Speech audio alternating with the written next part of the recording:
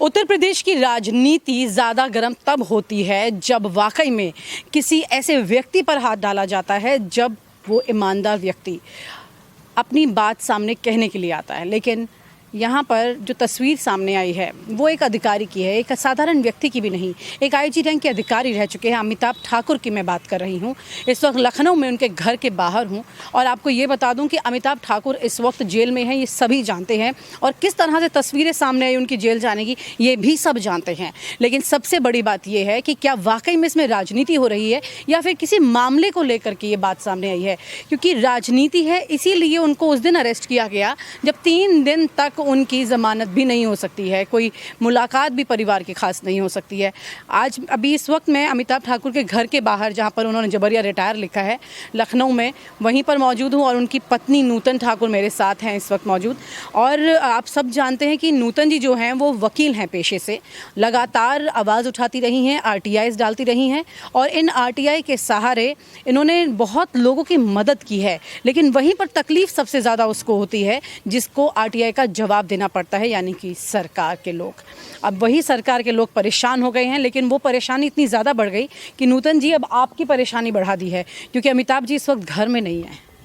से देखिए, ये तो एक्सपेक्टेड था, खास करके तब जब अमिताभ जी ने ये कहा कि जहाँ से मुख्यमंत्री योगी आदित्यनाथ इलेक्शन लड़ेंगे मैं वहीं से इलेक्शन लड़ूंगा और जो गड़बड़ियां हैं इस शासन की उनको सामने लाऊंगा। उन्होंने ये भी कहा कि मैं जानता हूं कि हो सकता है मुझे एक वोट भी ना मिले, लेकिन जो मुद्दे हैं उस पर चर्चा ज़रूरी है, उसको सामने लाऊंगा। और उसके बाद से ये सारी चीज़ें शुरू हुई। जब गोरखपुर जाने की बात कही तो पुलिस फोर्स लगा दिया गया, हाउस अरेस्ट में रखा गया। उसके बाद जो रीज़न बताया है, अगर वाकई में हमारे देश में आर्टिकल 14 है, अगर 14 है बराबरी है, तो उन लोगों को क्यों छोड़ा जो वहाँ के काम करने वाले थे, जिन्होंने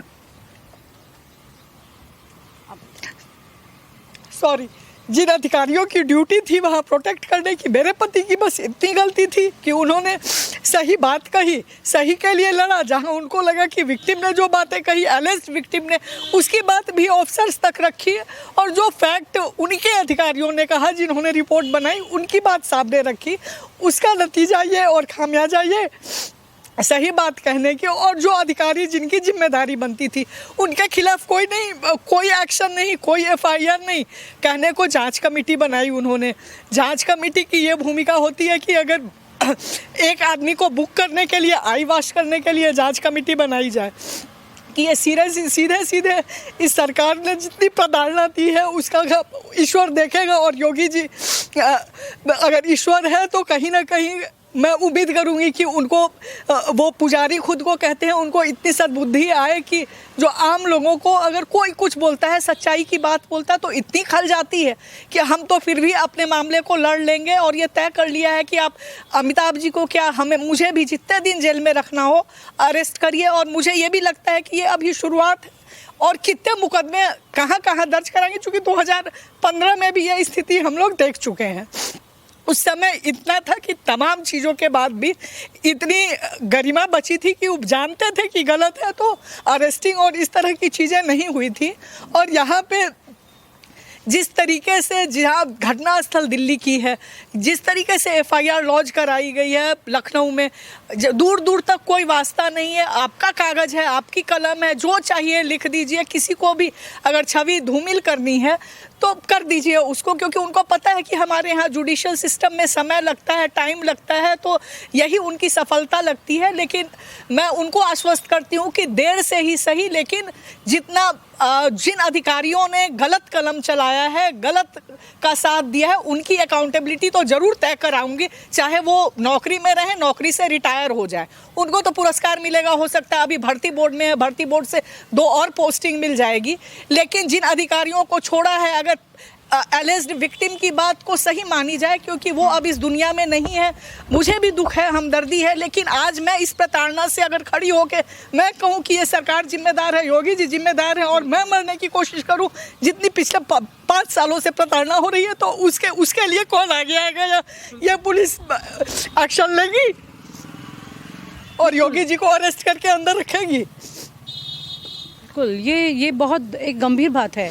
अगर एक प्रताड़ित लड़की ने किसी का नाम लिया है जिसके साक्ष्य भी मौजूद नहीं है, अगर आज नूतन जी ये बात कहती हैं तो जाहिर है कि क्या वाकई में सरकार में जो लोग मौजूद हैं और जिन्होंने ये सब एक्शन लिया है इस तरह से, क्या वो वाकई में मतलब वो अपनी जिम्मेदारी लेंगे? वो जिम्मेदारी लेंगे। तमाम एविडेंसेस हैं जो ये शो करते हैं कि इन्होंने जो जस्ट बात थी वो कहीं अगर गड़बड़ी हुई, क्योंकि ये पूरा मामला ही पॉलिटिकल है। चिन्मयानंद जी का मामला देख लीजिए, जिस तरीके से उनके केस में हुआ, वो अब जो फैक्ट्स जो चीज़ें आए इस केस में भी तमाम ऐसी चीज़ें, चूँकि अब मामला सब जुडिस है, पीड़िता नहीं रही इस दुनिया में, तो कुछ भी कहना सही नहीं है। उन्होंने आरोपित किया है, हम उसको फेस भी करेंगे।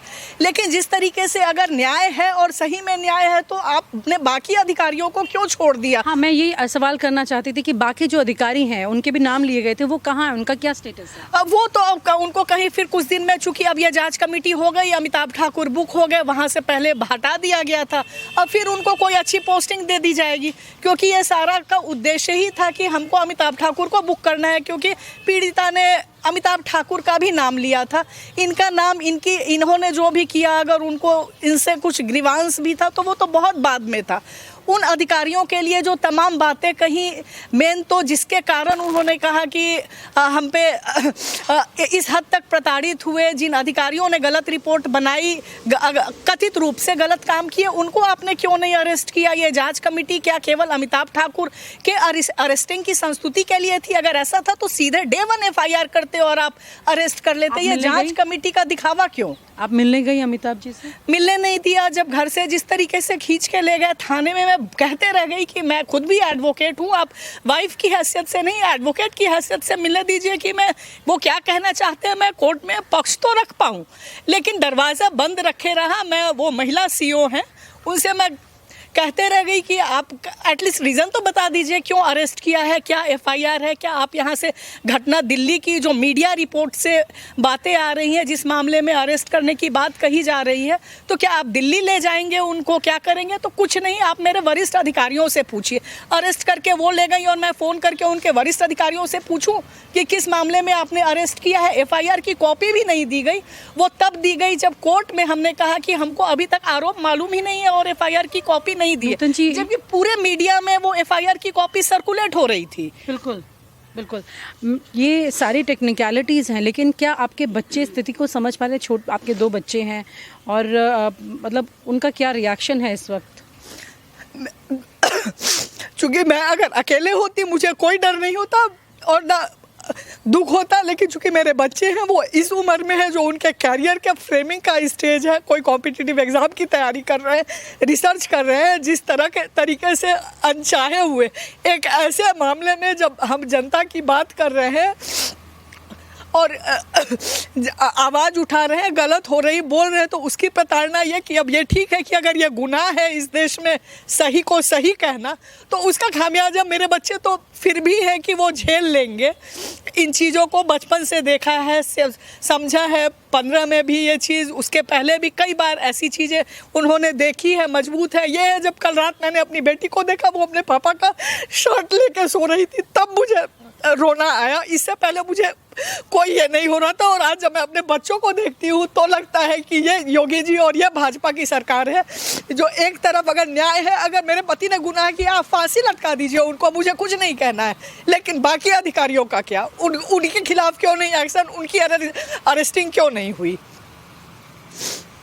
समझ सकती हूँ। मुझे कभी भी ऐसा नहीं हुआ होगा कि अमिताभ जी इस तरह से बच्चों से अलग, इस तरह की परिस्थितियाँ। उन्होंने कुछ आपसे कहा बच्चों ने जिस उस वक्त घर पर मौजूद थे जब पुलिस आई थी? जी बिल्कुल, मेरे बच्चे भी थे। जिस तरीके का सलूक किया जा रहा था, उन्होंने कहा भी कि आप ऐसा क्यों कर रहे हैं, रीज़न तो बताएंगे, FIR की कॉपी देंगे, लेकिन जिस तरीके से घसीटते हुए ले गए, मानो बहुत बड़े अपराधी उत्तर प्रदेश में अमिताभ ठाकुर हो गए। ठीक है, अपराध किया है, जो गड़बड़ी है उसको बोलने का अपराध किया है, जनता की बात को सामने लाने का जो दर्द है उसको सामने लाने का काम किया। नहीं तो हमारे पास भी बड़ी अच्छी ज़िंदगी थी। जो पुलिस फोर्स 10 दिनों 1 हफ्ते से हमें डरा रही थी, वही पुलिस फोर्स का भी हमारे घर के बाहर हमारी सुरक्षा में लगी होती थी, और योगी जी संसद में रो रहे थे। आज योगी जी से यूं ही नहीं मैं बन जाता हूं। रोज पहले किरण का छोर ढूंढने निकल जाता हूं। धूप छांव दिन रात की परवाह किए बिना पढ़ता जाता हूं। तब कहीं उस उम्दा अनुभव को दुनिया तक पहुंचा पाता हूं। यूं ही नहीं, मैं रजनीगंधा बन जाता हूं।